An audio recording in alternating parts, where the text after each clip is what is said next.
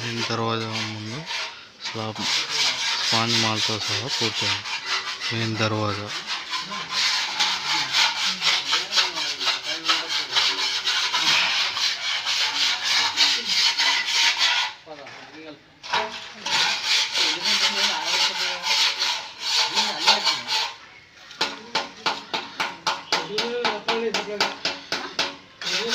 యజమాని ఎల్లమ్మ దగ్గరుండి పని చేపిస్తుంది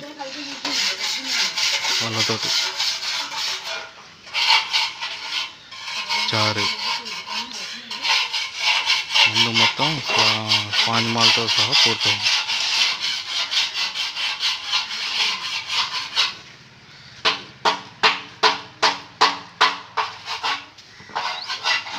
కవిత